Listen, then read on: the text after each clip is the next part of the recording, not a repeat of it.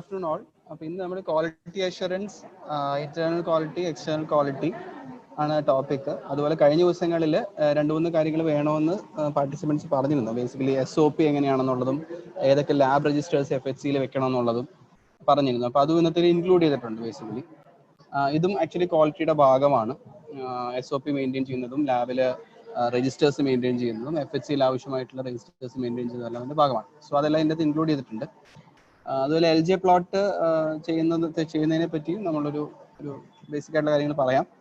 Okay, so basically നമുക്കറിയാവുന്ന പോലെ quality basically 5 പില്ലേഴ്സിലാണ് actually ഉള്ളത്. ക്വാളിറ്റി പ്ലാനിങ് വേണം, ക്വാളിറ്റി ലാബ് മാനേജ്മെന്റ് വേണം, ക്വാളിറ്റി അഷുറൻസ് വേണം, ക്വാളിറ്റി കൺട്രോൾ വേണം. ഈ പറയുന്ന 5 പില്ലേഴ്സിലാണ് ക്വാളിറ്റി, ടോട്ടൽ ക്വാളിറ്റി എന്ന് പറയുന്നത് ഇരിക്കുന്നത്. So basically quality control എന്ന് പറയുന്നത് set of procedures which is undertaken in laboratory for the continuous assessment of work carried out to detect and reduce errors. Basically നമ്മുടെ ലാബിൽ ചെയ്യുന്ന നമ്മുടെ ടെസ്റ്റുകളും നമ്മൾ ചെയ്യുന്ന എല്ലാ പ്രൊസീജിയേഴ്സിൻ്റെയും കോൺസ്റ്റന്റ് ആയിട്ടുള്ള റിലയബിലിറ്റിയും ആക്യുറസിയും ഉറപ്പുവരുത്തുന്നതിന് വേണ്ടി നമ്മൾ ചെയ്യുന്ന ഒരു സെറ്റ് ഓഫ് പ്രൊസീജിയേഴ്സ് ആണ് ബേസിക്കലി ക്വാളിറ്റി കൺട്രോളിൽ ഉൾപ്പെടുന്നത്. ക്വാളിറ്റി കൺട്രോൾ നമുക്ക് അറിയാവുന്ന പോലെ രണ്ട് സബ് ഹെഡിങ്സിലാണ് വരുന്നത്. നമ്മുടെ ലാബ് ഇന്റേണലി തന്നെ ചെയ്യുന്ന quality control procedure which should be done daily, and external quality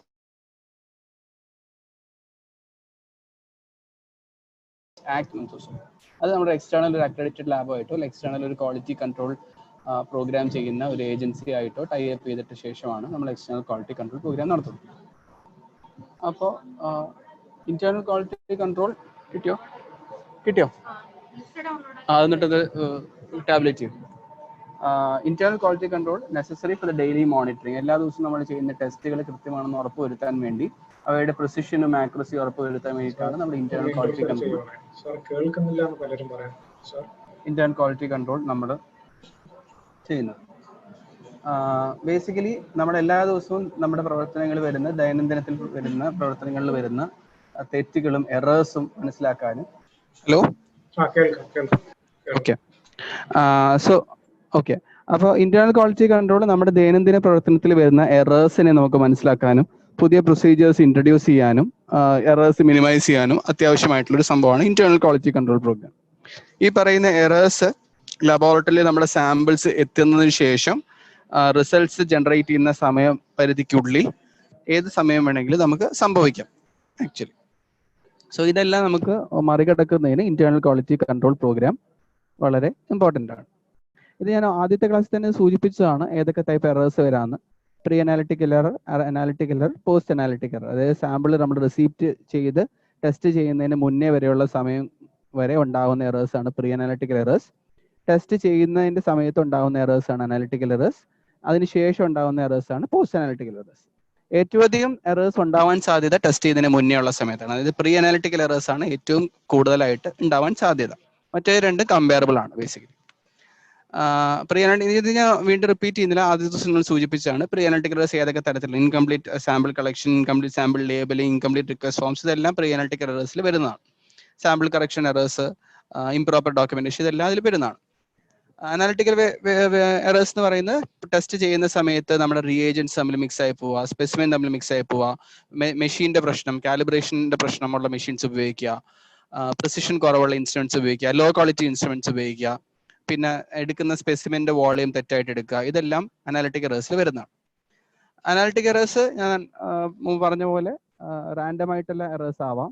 അതായത് നമ്മൾ ചെയ്യുന്ന ആളുടെ പ്രശ്നങ്ങളോ അല്ലെങ്കിൽ ചെയ്യാൻ ഉപയോഗിക്കുന്ന സംഗതികളുടെ പ്രശ്നങ്ങളോ മൂലം ഉണ്ടാകുന്ന എറേഴ്സ് വരാം. അതിലാണ് പിപ്പറ്റിംഗ് എറേഴ്സും ട്രാൻസ്ക്രിപ്ഷൻ എറേഴ്സും സാമ്പിൾ നമ്പറിംഗ് ഒക്കെ വരുന്നത്. അതേസമയം സിസ്റ്റമിക് ആയിട്ടൊരു പ്രോസസ്സിന്റെ ഭാഗമായിട്ട് വരുന്ന എറേഴ്സും, അതായത് നമ്മൾ ചെയ്യുന്ന പ്രൊസീജിയർ മൊത്തത്തിലൊക്കെ തെറ്റായ പ്രൊസീജിയറിലാണ് നമ്മൾ പ്രോസസ്സ് ചെയ്യുന്നത്, അല്ലെങ്കിൽ നമുക്ക് ഒട്ടും ചെയ്യാൻ സ്കില്ലില്ലാത്ത ആളാണ് ചെയ്യുന്നത്, അങ്ങനെയൊക്കെ വരുന്നത് സിസ്റ്റമിക് എറേഴ്സ് ആയിട്ട് നമുക്കത് കണക്കാക്കാൻ പറ്റും.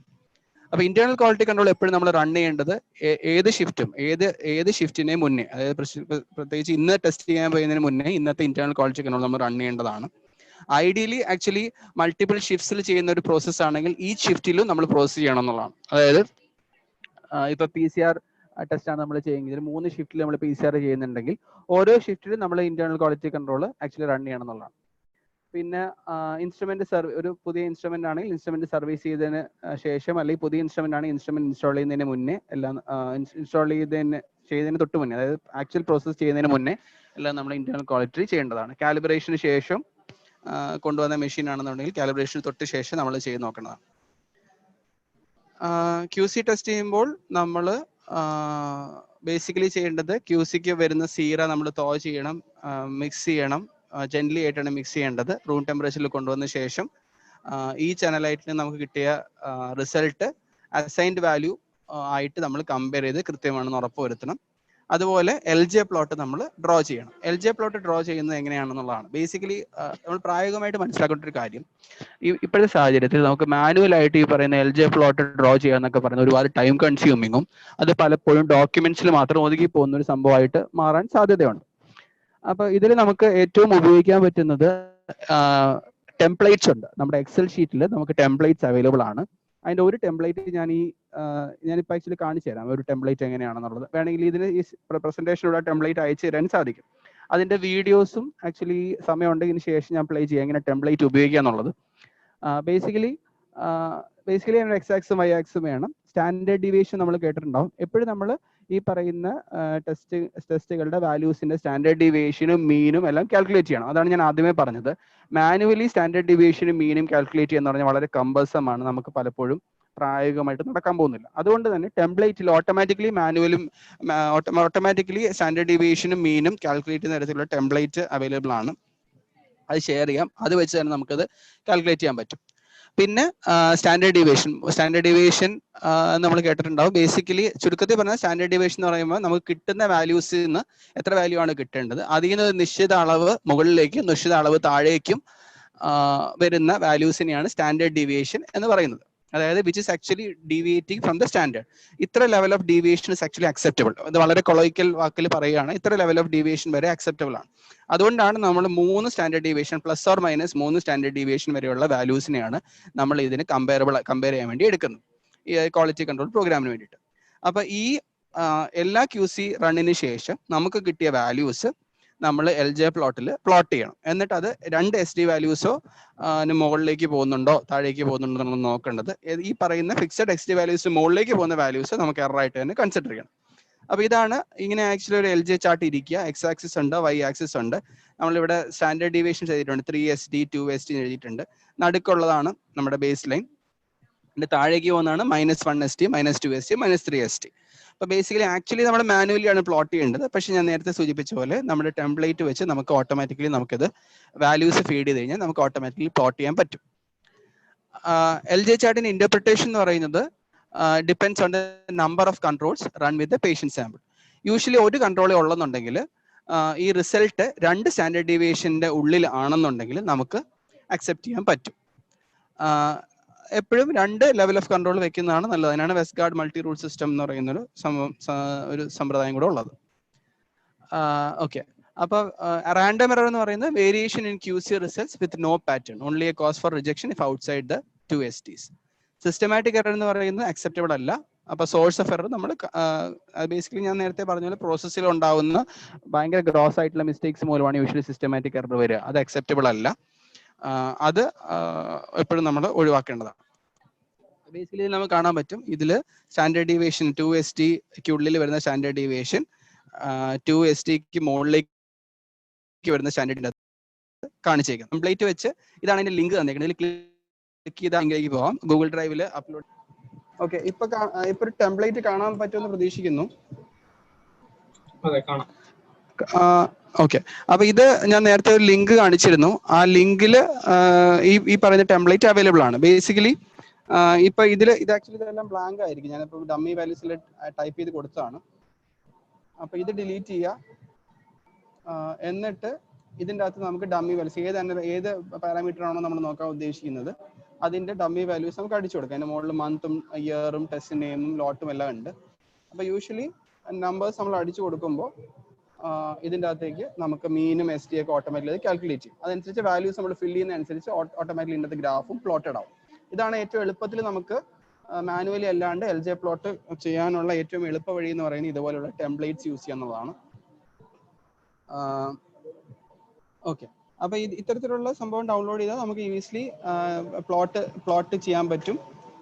ഈ പറയുന്ന ക്വാളിറ്റി അസസ്മെന്റ് പ്രോഗ്രാമിന് ഈസിലി നമുക്ക് പാർട്ടിസിപ്പേറ്റ് ചെയ്യാനും പറ്റും.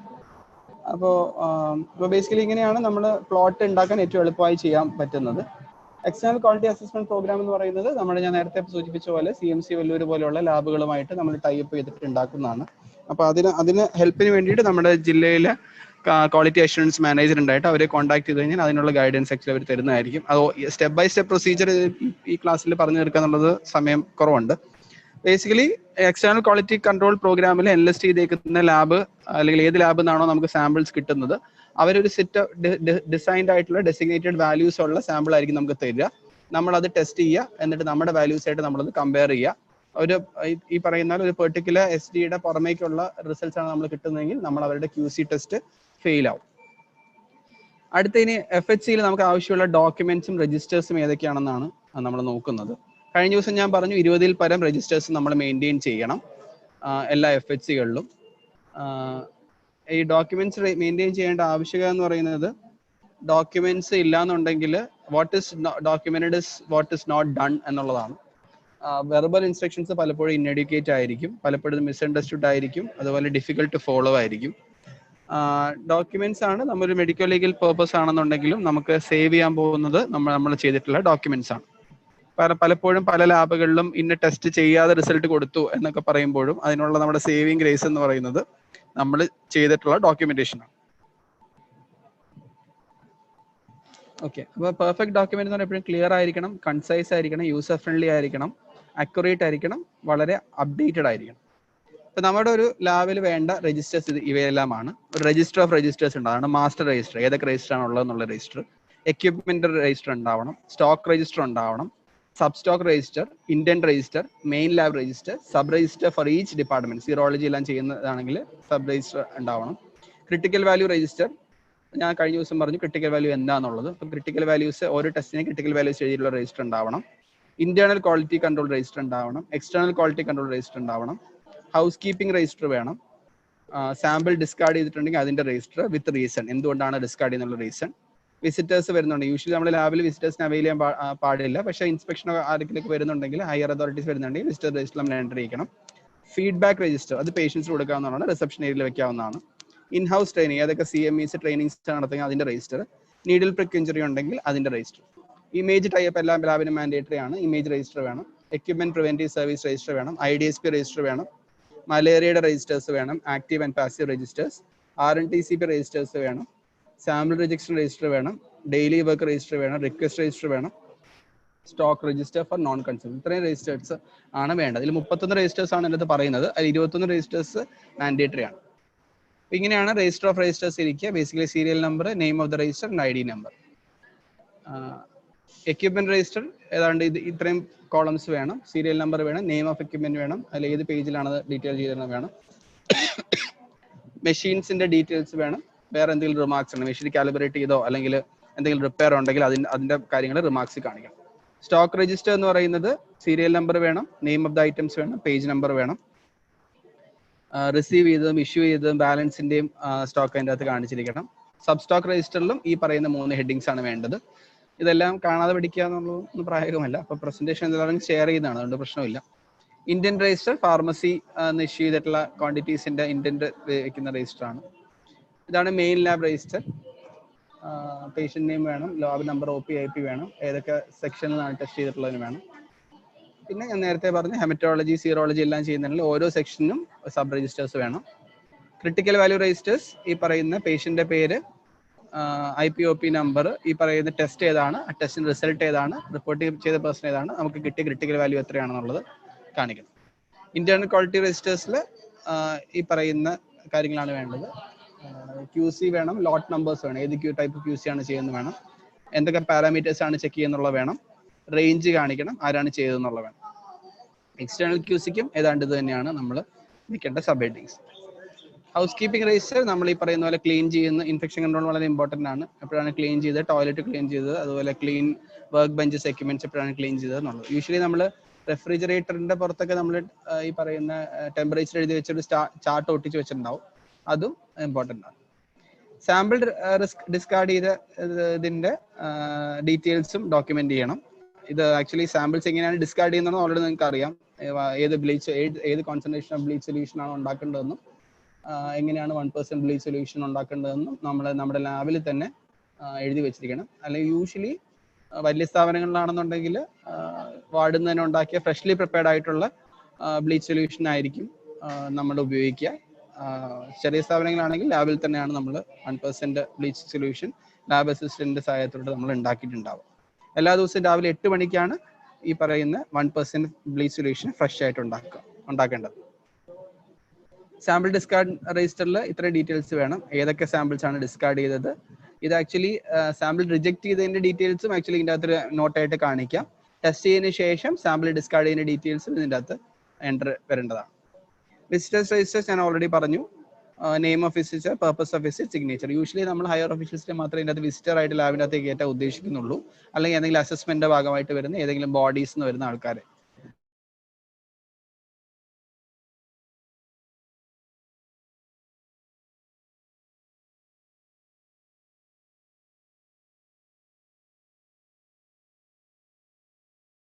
ചെയ്യണം. എന്നാൽ മാത്രമേ നമുക്ക് അസസ്മെന്റിൽ നമ്മുടെ സ്കോർ നന്നായിട്ട് വരുള്ളൂ. ലാബിലെ എല്ലാ സ്റ്റാഫിന്റെയും ട്രെയിനിങ്ങിന് വളരെ മാർക്സ് ഉള്ളതാണ് എൻക്വാസിൽ. മാത്രമല്ല അതിന്റെ സർട്ടിഫിക്കറ്റും സീലോട് കൂടിയ സർട്ടിഫിക്കറ്റും നമ്മൾ അതിൻ്റെ അകത്ത് ഡോക്യുമെന്റ് ചെയ്ത് നമ്മൾ അവർക്ക് കാണിക്കണം അവർ വരുമ്പോൾ. ഇനി ഇൻസിഡന്റ് രജിസ്റ്റർ ഉദ്ദേശിക്കുന്നത് നമ്മൾ ലാബിൽ നമ്മൾ പ്രതീക്ഷിക്കാത്ത തരത്തിലുള്ള പ്രശ്നങ്ങൾ ഉണ്ടാകുന്നതാണ്. ബേസിക്കലി നീഡിൽ പ്രിക്ക് വരുമ്പോൾ അതിന്റെ ഡീറ്റെയിൽസ്, പോസ്റ്റ് എക്സ്പോഷർ പ്രൊഫൈലേഴ്സ് കൊടുക്കേണ്ടി വരുമ്പോൾ അതിന്റെ ഡീറ്റെയിൽസും ഈ PEP രജിസ്റ്ററിൽ ഉണ്ടായിരിക്കും.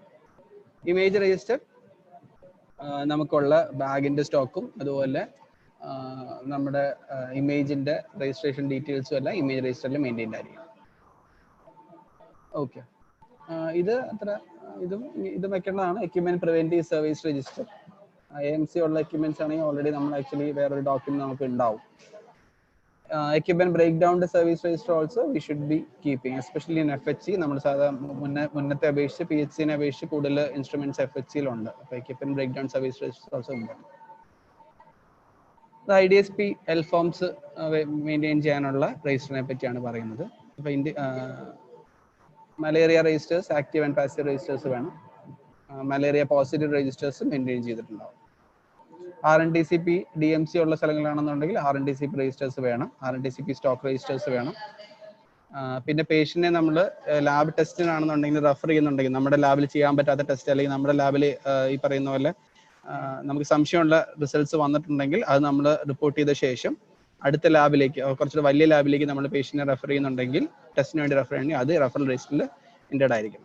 സാമ്പിൾ റിജക്ഷൻ രജിസ്റ്റർ നേരത്തെ സൂചിപ്പിച്ച് പല കാരണങ്ങളുണ്ട് സാമ്പിൾ റിജക്ട് ചെയ്യേണ്ടി വരാറുണ്ട്. അത്തരത്തിലുള്ള ഡീറ്റെയിൽസ് ആണ് സാമ്പിൾ റിജക്ഷൻ രജിസ്റ്ററിൽ കാണിക്കേണ്ടത്. 30 gram ആണോ 300 gram ആണോ ചോദിച്ചിട്ടുണ്ട്. 30 gram ആണ് ആക്ച്വലി. 300 gram എന്നാണ് കാണിച്ചെങ്കിൽ അത് മിസ്റ്റേക്ക് ആണ്. Okay, LJ chat link please share. LJ chat link എന്ന് വെച്ചിട്ടുണ്ടെങ്കിൽ LJ ടെംപ്ലേറ്റ് ആണെന്ന് ഉദ്ദേശിക്കാൻ തോന്നുന്നു. അത് ഈ PPT-യിലുണ്ട്. PPT ആക്റ്റീവ് ചെയ്താണ്. PPT എന്തായാലും ഷെയർ ചെയ്യുന്നതാണ്. ഓക്കെ, പോസ്റ്റ് ചെക്ക് രജിസ്റ്റർ എന്ന് പറഞ്ഞൊരു രജിസ്റ്റർ ഇവിടെ നമ്മൾ പ്രീ ചെക്ക് പോസ്റ്റ് ചെക്ക് ഉള്ള സ്ഥലങ്ങളാണ്. അപ്പോൾ ബേസിക്കലി FHC ആണെന്നുണ്ടെങ്കിൽ ഓൾറെഡി നമ്മൾ പോസ്റ്റ് ചെക്ക് ചെയ്യുന്നുണ്ടാവും. അപ്പോൾ അതിൻ്റെ ഡീറ്റെയിൽസ് എൻ്റർ ചെയ്യുന്ന രജിസ്റ്ററിനെ പറ്റിയാണ് ലിസ്റ്റ് പറയുന്നത്. പിന്നെ നമുക്ക് ലാബിൽ നിന്ന് കിട്ടുന്ന എല്ലാ റിക്വസ്റ്റിൻ്റെയും കോപ്പി നമ്മളിവിടെ വെക്കണം. എല്ലാ റിക്വസ്റ്റുകളും മെഡിക്കൽ ഓഫീസർ സൈൻ ചെയ്തിട്ടുണ്ടായിരിക്കണം. എല്ലാ റിക്വസ്റ്റും നമ്മൾ കറസ്പോണ്ടിങ് പേജിൽ മെയിൻറ്റെയിൻ ചെയ്തിട്ടുണ്ടാവും. ഇവിടെ ലാബിൽ നമ്മൾ കൊടുത്തിട്ടുള്ള എല്ലാ റിക്വസ്റ്റുകളും ഇതിനകത്ത് എൻ്റേഡ് ആയിരിക്കണം. എന്തെങ്കിലും കാരണം കൊണ്ട് സാമ്പിൾ റിപ്പീറ്റ് ചെയ്യുന്നുണ്ടെങ്കിൽ അത് സാമ്പിൾ റിപ്പീറ്റ് രജിസ്റ്ററിലാണ് നമ്മൾ എൻ്റർ ചെയ്യേണ്ടത്. നോൺ കൺസ്യൂമബിൾസിൻ്റെ സ്റ്റോക്ക് രജിസ്റ്റേഴ്സ്, സ്റ്റോക്ക് രജിസ്റ്റർ നമ്മൾ കീപ്പ് ചെയ്യേണ്ടതാണ്. അടുത്ത സ്റ്റാൻഡേർഡ് ഓപ്പറേറ്റിംഗ് പ്രൊസീജിയറിൻ്റെ ഒരു ടെംപ്ലേറ്റ് കാണിക്കാം. സ്റ്റാൻഡേർഡ് ഓപ്പറേറ്റിംഗ് പ്രൊസീജിയർ ഞാൻ മുന്നേ പറഞ്ഞു. ആക്ച്വലി 3-4 കാര്യങ്ങളാണ് സാമ്പിൾ ഓപ്പറേറ്റിംഗ് പ്രൊസീജിയർ ഉള്ളതുകൊണ്ട് നമുക്ക് ഉണ്ടാകുന്ന ഗുണങ്ങൾ. ബേസിക്കലി SOP ഉള്ളതുകൊണ്ട് നമ്മുടെ ലാബിൻ്റെ ടെസ്റ്റ് ക്വാളിറ്റിനെ തന്നെ അത് നല്ല രീതിയിൽ എൻഹാൻസ് ചെയ്യും. റിട്ടേൺ SOP ആണെന്നുണ്ടെങ്കിൽ നമ്മുടെ ടെസ്റ്റിൻ്റെ കൺസിസ്റ്റൻസി, ആക്യുറസി, ക്വാളിറ്റി, ഈ പറയുന്ന 3 കാര്യങ്ങളെയും നമുക്ക് ഉറപ്പുവരുത്താൻ സാധിക്കും. അതുപോലെ എപ്പോഴും നല്ലൊരു SOP-യിൽ ഒരു ടെസ്റ്റ് എങ്ങനെയാണ് ചെയ്യേണ്ടതെന്നും ടെസ്റ്റിന്റെ പ്രൊസീജിയറും ടെസ്റ്റിന്റെ ടെക്നിക്സും കൃത്യമായിട്ട് രേഖപ്പെടുത്തിയിട്ടുണ്ടാവും. ലാബിലേക്ക് സ്ഥലം മാറി വരുന്ന ഒരു പുതിയ ജീവനക്കാരനാണെങ്കിൽ പോലും ഈ SOP വായിച്ചാൽ എങ്ങനെയാണ് ടെസ്റ്റ് ചെയ്യേണ്ടതിനെ പറ്റി ഒരു ധാരണ ഉണ്ടാവും. പിന്നെ ഈ SOP എപ്പോഴും മെഡിക്കൽ ഓഫീസർ റിവ്യൂ ചെയ്തിട്ടുണ്ടാവണം. അതുപോലെ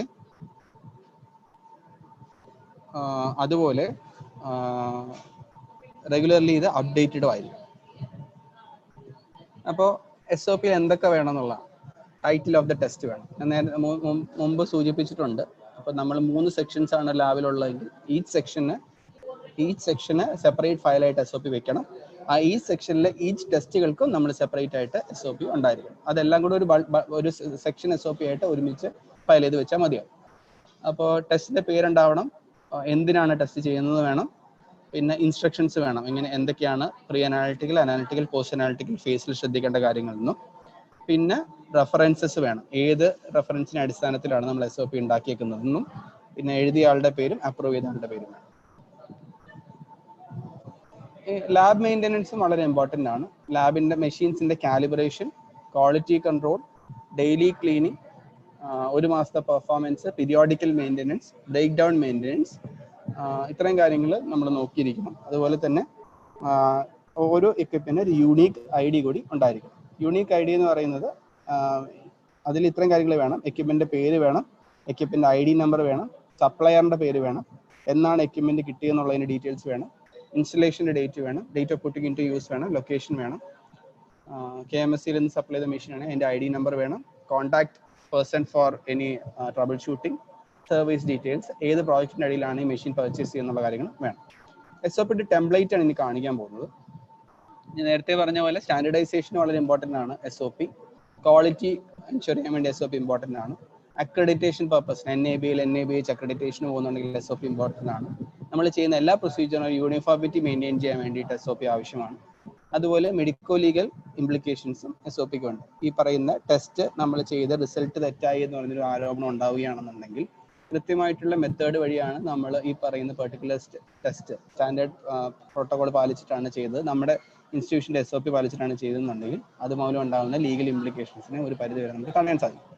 അപ്പോൾ ഇത് ഒരു സാമ്പിൾ ആണ്. ബേസിക്കലി ഇതൊരു സെക്ഷൻ, ബയോകെമിസ്ട്രി സെക്ഷനിലെ SOPയുടെ മാസ്റ്റർ ഫയലാണ്, മാസ്റ്റർ പേജ് ആണ്. ഇതിൻ്റെ അകത്ത് ഏതൊക്കെ ടെസ്റ്റുകളുടെ SOP ആണ് എഴുതിയേക്കുന്നതെന്ന് സീരിയൽ നമ്പർ ഇട്ട് കൊടുത്തിട്ടുണ്ട്, ഏതൊക്കെ പേജിലാണ് അത് കൊടുത്തേക്കുന്നതെന്ന് കൊടുത്തിട്ടുണ്ട്. Basically title of the lab ഉണ്ട്, ടേബിൾ ഓഫ് കണ്ടന്റ്സ് ഉണ്ട്, അതുപോലെ എന്നാണ് ഇത് അമെൻഡ് ചെയ്തെന്നുള്ള ഫസ്റ്റ് പേജിൽ തന്നെ കാണിച്ചിട്ടുണ്ട്. പിന്നെ ഓരോരോ ടെസ്റ്റുകളാണ്, ഓരോരോ ടെസ്റ്റുകളുടെ ഓരോ ഇൻസ്ട്രുമെന്റ്സിന്റെ ആണ് എഴുതിയേക്കുന്നത്.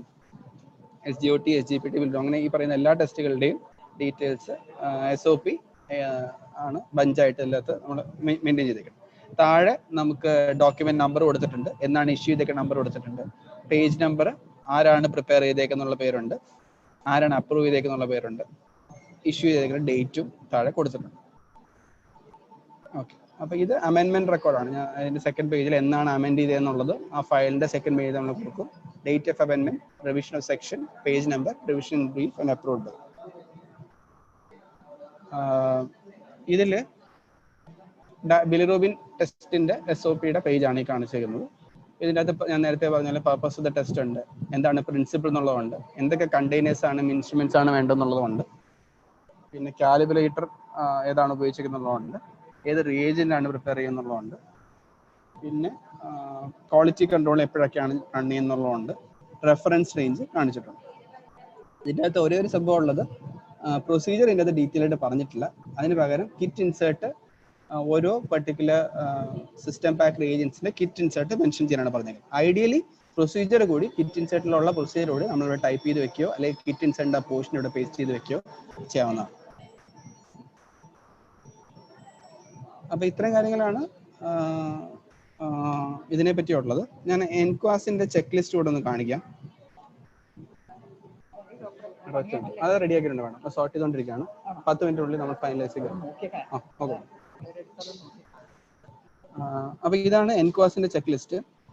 അപ്പൊ എൻക്വാസിന്റെ lab score card, lab check ലിസ്റ്റുമാണ് ഇതിനകത്ത് കാണിച്ചിരിക്കുന്നത്. അപ്പൊ നമ്മുടെ FHC ലാബിൽ നിങ്ങൾ പങ്കെടുക്കുന്ന പലരും FHC എൻക്വാസ് അക്രഡിറ്റേഷന് പോയിട്ടുള്ളവരായിരിക്കും. ബേസിക്കലി നോക്കുന്ന കാര്യങ്ങൾ സ്റ്റാൻഡേർഡ് ഓപ്പറേറ്റിംഗ് പ്രൊസീജിയേഴ്സ് SOP, ഞാൻ നേരത്തെ സൂചിപ്പിച്ച SOP കൃത്യമായിട്ടുണ്ടോ എന്നുള്ളത് ആദ്യം തന്നെ നോക്കുന്ന ഒരു സംഭവമാണ്. അതുപോലെ SOP നമ്മുടെ നാഷണൽ ഹെൽത്ത് പ്രോഗ്രാംസ്, ഓക്കെ, നമ്മുടെ എല്ലാ നാഷണൽ പ്രോഗ്രാംസിൻ്റെയും ചെയ്യാനുള്ള സാഹചര്യം നമ്മുടെ ലാബിൽ ഉണ്ടോ എന്നുള്ളതും ആ ചെക്ക് ലിസ്റ്റിൽ വരുന്നതാണ്.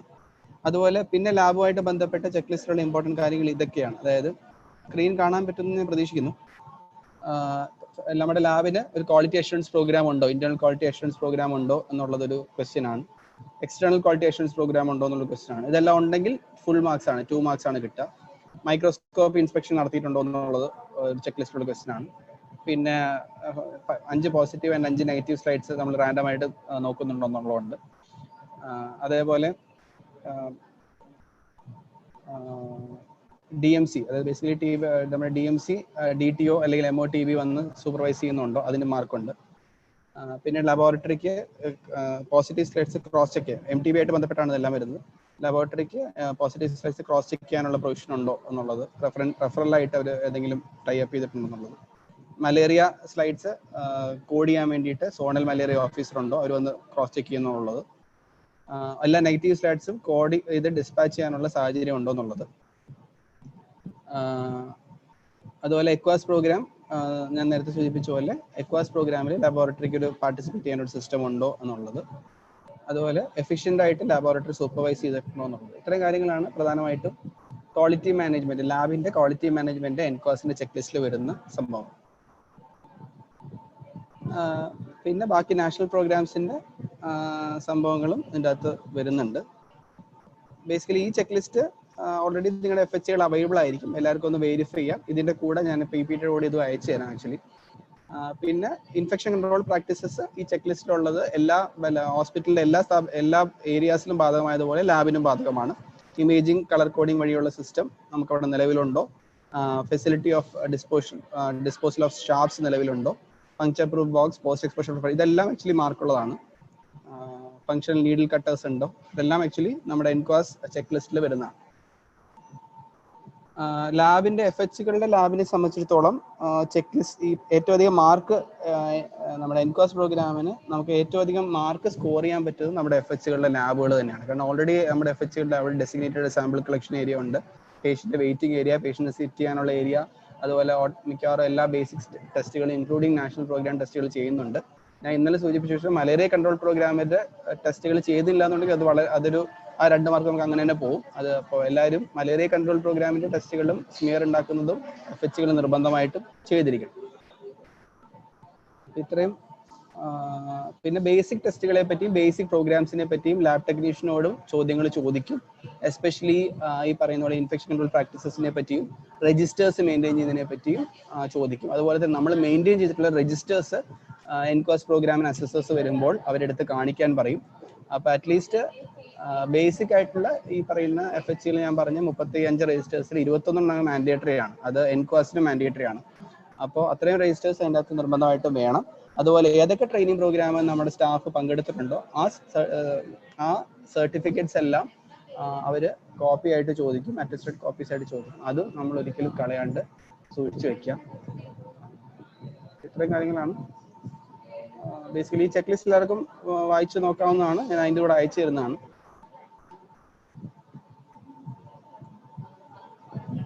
അതുപോലെ മറ്റേ ചാർട്ടിന്റെ ടെംപ്ലേറ്റും അയച്ചു തരുന്നതാണ്. ചാർട്ട് വെച്ച് നിങ്ങൾക്ക് തന്നെ ഈസിലി പ്ലോട്ട് ചെയ്യാവുന്നതാണ്. മാനുവലി ഗ്രാഫ് ഉണ്ടാക്കാനോ ഉള്ള ബുദ്ധിമുട്ടൊന്നും അതിൻ്റെ അകത്തില്ല. വാല്യൂസ് മാത്രം അതിനകത്ത് അടിച്ചു കൊടുത്താൽ മതി. SD-യും മീനും എല്ലാം ടെംപ്ലേറ്റ് തന്നെ കാൽക്കുലേറ്റ് ചെയ്യും. ഇത്തരം കാര്യങ്ങളാണ് പ്രധാനമായിട്ട് ഇതിനകത്ത് ഉള്ളത്. ഡൗട്ടുകൾ ഉണ്ടെങ്കിൽ ചോദിക്കും.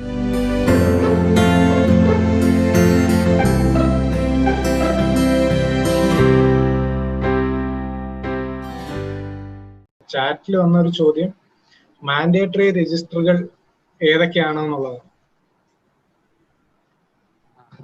ആക്ച്വലി ഞാൻ നേരത്തെ കാണിച്ച 35 രജിസ്റ്റേഴ്സിൽ അതെല്ലാം നമ്മൾ വെക്കണമെന്നാണ്. പക്ഷെ അതിൻ്റെ അകത്ത് ഏറ്റവും ഇമ്പോർട്ടൻ്റ് ആയിട്ട് വേണ്ടത് ഇതിൽ ഈ രജിസ്റ്റർ ഓഫ് രജിസ്റ്റേഴ്സ് എന്ന് പറയുന്ന സംഭവം സെപ്പറേറ്റ് രജിസ്റ്റർ ആയിട്ട് കീപ്പ് ചെയ്തില്ലെങ്കിലും കുഴപ്പമില്ല.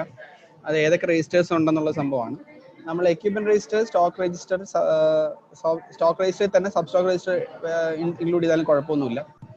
ഇന്ത്യൻ രജിസ്റ്റർ വേണം, critical value registers, IQC EQC registers, sample discard register, in house training register, needle prick injury register, image register, equipment preventive service maintenance register, മലേറിയയുടെ registers, IDSP register, RNTCP register, sample rejection registers. ഇത്തരം registers എന്തായാലും നമ്മൾ keep ചെയ്തിരിക്കണം.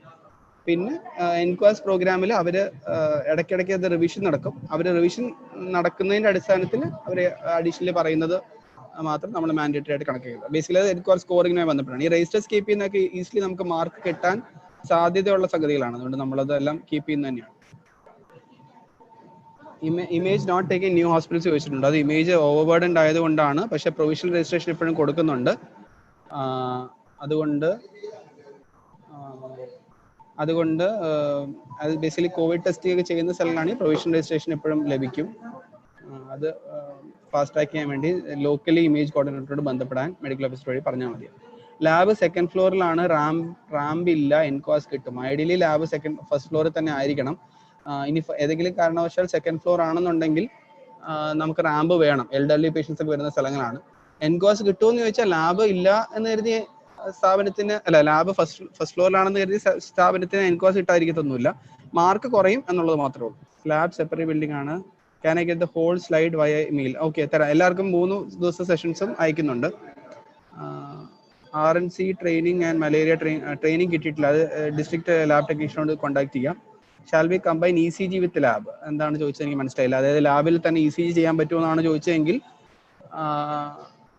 അതിനൊരു separate നമ്മുടെ lab sample collection ഏരിയയുടെ കൂടെ adjacent ആയിട്ട് ഒരു ECG ഏരിയ വേണമെങ്കിൽ ഡെസിഗ്നേറ്റ് ചെയ്യാവുന്നതാണ്. പക്ഷേ പ്രശ്നം എന്ന് വെച്ച് കഴിഞ്ഞാൽ എപ്പോഴും ECG എടുക്കേണ്ടത് നമ്മുടെ ഡോക്ടർ ഇരിക്കുന്ന കൺസൾട്ടേഷൻ റൂമിന് അഡ്ജസ്റ്റൻ്റ് ആയിട്ടുള്ള സ്ഥലങ്ങൾ തന്നെയാണ്. അപ്പോൾ